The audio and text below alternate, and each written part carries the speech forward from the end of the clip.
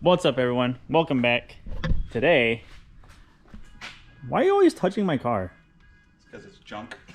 Why are you little? Nah, I'm just kidding. Welcome back, everyone. The last couple of videos were of rebuilding this bad boy. And for the past, and she's basically all done. I got all the front end back together. And she runs, she drives, it got inspected, everything passed. So, past couple of weeks, I've been driving her, and honestly, I really enjoy driving it. It's actually, it rides and drives really nice. It does need a couple small things here and there, and I did have it for sale.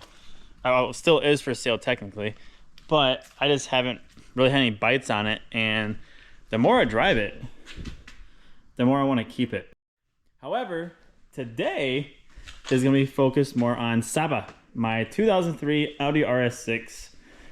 This is a vehicle I've been building for a few years now, and she's been running and driving awesome. At one point in time, not recently, I also put her for sale, and then I got to thinking, I'm like, I'd be kind of retarded to sell something like this, and I'm pretty sure a void would be left if she was gone, so I decided to keep her.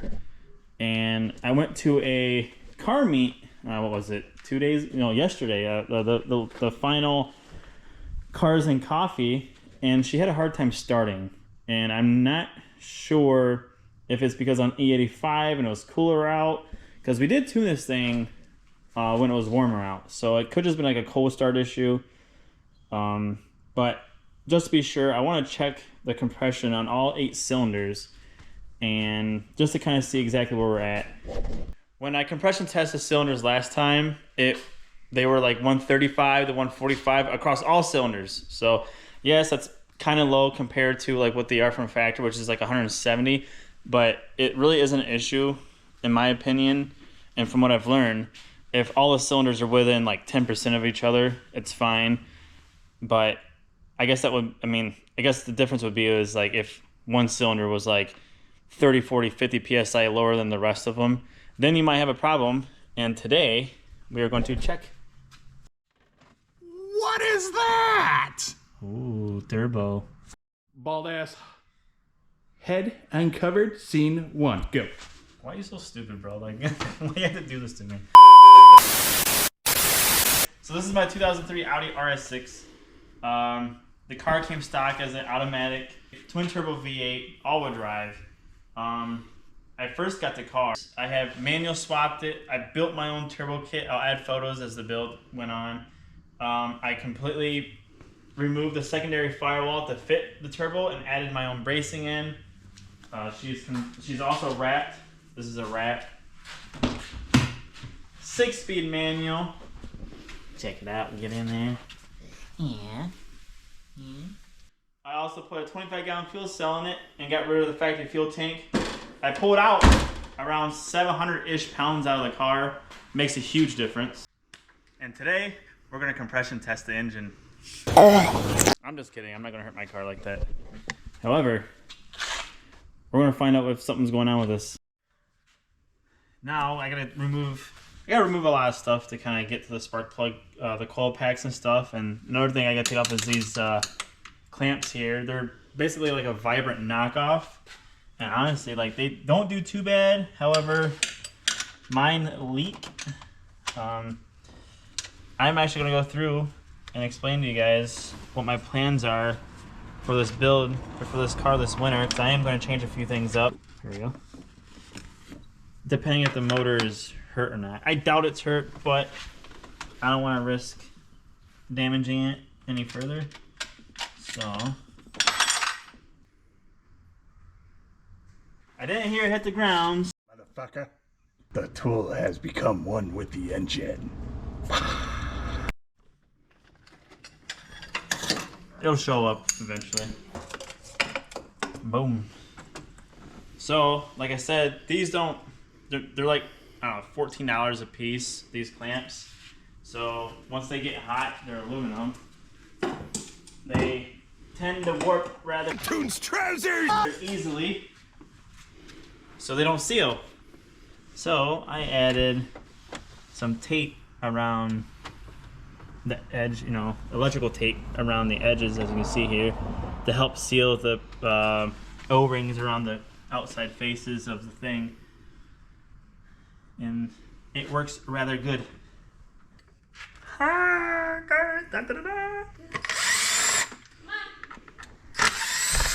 didn't get new coil patches or valve covers because I got a different idea for my fan fitting.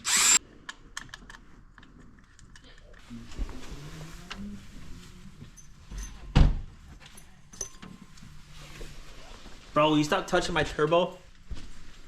Ugh. We're going from whips by Wilton to how to wreck cars by Wilton. Yeah.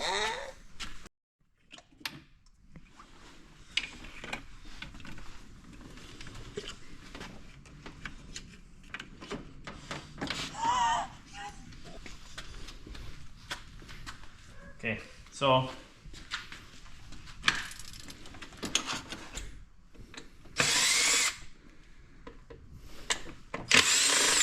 Boy, girl. Oh man, she's checking out my ride.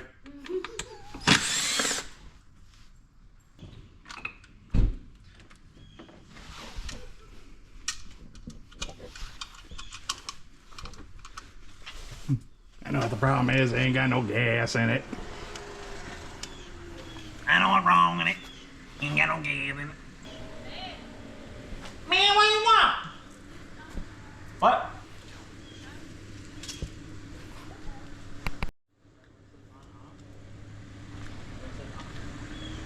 What the hell happened there? The electric power steering pump died, and I replaced it with another one, but the casing is cracked, I think, or something, so now it's just leaking. I gotta make it unleak, or whatever they call that.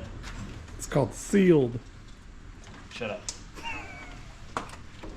Look at this distinguished gentleman. So when I built this car, a lot of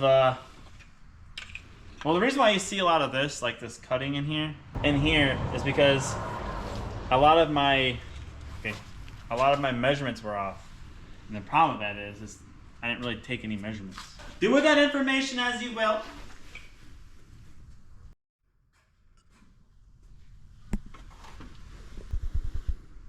What are you doing?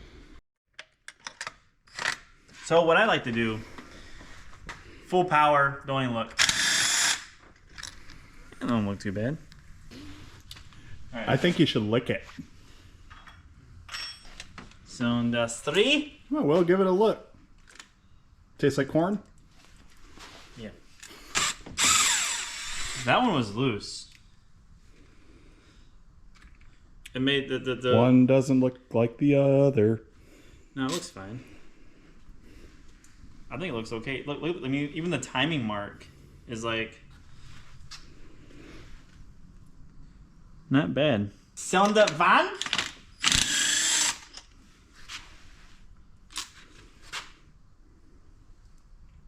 Looks about the same as the others. Doesn't smell like anything.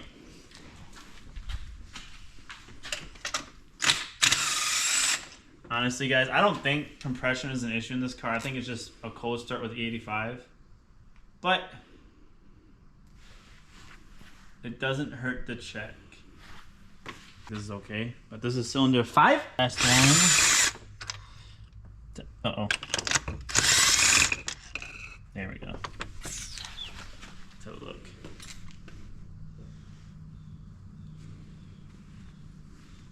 Same. They're all consistent with one another, so it tells me that there's nothing, based on looking at the spark plugs, there's nothing obvious. Like that one plug isn't like super dark and the other one's super light. The time marks look okay. The plugs are like perfect in terms of the way, like it's not too rich, not too lean. So that's a good sign so far. So, time to get the compression tester. So we're gonna use my favorite tool. This is one of my more favorite test kits they have because it has the quick disconnect and it has like the undetachable ends here, so they don't get stuck in the cylinder head. I've had that happen before. But very simple, very easy. We're just gonna start, we're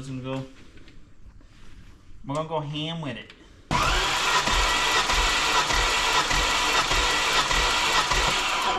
About 110 psi, so not off to a great start already. So far, up until, oh no, sorry, that was cylinder 6. But so far, the pressures are all consistent with one another. So to this point. All right, guys, last one. So far, everything's checking out. Everything's consistent with one another. So let's see. Honestly, guys, like, I'm not complaining or nothing. Yeah, the engine might breathe a little bit more, but all the cylinders are consistent with one another. Like, they're all within 10%. And honestly, it's probably a good thing. I'm just gonna fill the rest of the space up with some boost. Obviously, the compression's lower than factory standard, whatever. But as long as the cylinders are all like within 10-12% of each other, and there's no significant blow by or anything, which I do not have. I mean, obviously it's gonna breathe a little bit, but I'm just gonna continue to run her the way she is. I'm just gonna clean some things up. I want to replace these valve covers because I want to redo the and fittings on both sides, especially this side. This one's actually cracked where I welded it. Just old aluminum, and I'm gonna get new valve covers and do different style of fittings, and then get them recoated. But otherwise, I'm just gonna run it the way it is. Freaking, you look as big as a tractor. There is quite a few things I want to change on SABA to make the car more practical and more tunable and just overall better looking. So basically, I want to get rid of the factory Motronic system, the factory ECU, and redo the engine harness so that I have better tunability with the tuning side of things. And you know, a standalone ECU is far more capable. You can actually, I mean, there's settings and functions that my factory ECU can't do, like launch control, no lift shift, easier tunability, and all those things. And I just want to keep evolving the car because I want to learn new skill sets and everything. And I also want to redo the harness, the engine harness, make it look cleaner. I want to redo the fuel lines. I want to get different fuel lines in here. I want to, with the new ECU, I won't have to use a MAF sensor. So I plan to reinstall side mount intercoolers and put in the factory grills back in so that this intercooler stuff, so the car looks less deceiving or less obvious if there's work done to it. I kind of want to go for that stealth mode, and I want to do custom piping again and just do my thing with it. I also want to redo my mounting for my fuel cell. Like, I just don't really like, I don't like how I did it. I could do it better. I could do it more in a more safe manner. Just little things that bothered me when I first built the car. Some things I rushed on it. Other things I didn't have the money to do, or just, because I built everything myself, so obviously I'm learning, and there's just a lot of improvements in areas that I can do. And I also want to go to twin scroll, so I can get rid of that wastegate and another one down there. I mean, I'll be keeping 2 wastegates, but it will be twin scroll. This is not twin scroll. I just added a second wastegate because she kept trying to boost creep on me when I was doing the tuning. I just want to give you like a rundown of SABA, see what she's all about. Check out the engine, because like I said, I was having issues with the starting. Like, she just acted like she didn't want to start, but I'm pretty sure it's because of the fueling. We never really tuned it in cooler-ish weather. But in the next upcoming episodes, we're going to start tearing into her. I'm still debating on just pulling the engine. I also still want to repaint the engine bay and stuff and kind of like make it look nicer. When I have the whole front end taken apart, it's only an extra few, bolts here and there to tear the engine out. So it's like, if I'm already that far, might as well just remove her. But we'll see what we go. We'll see how we go, and then keep moving from there. Also debating on getting new wheels. But thanks for watching. I'll see you guys in the next episode.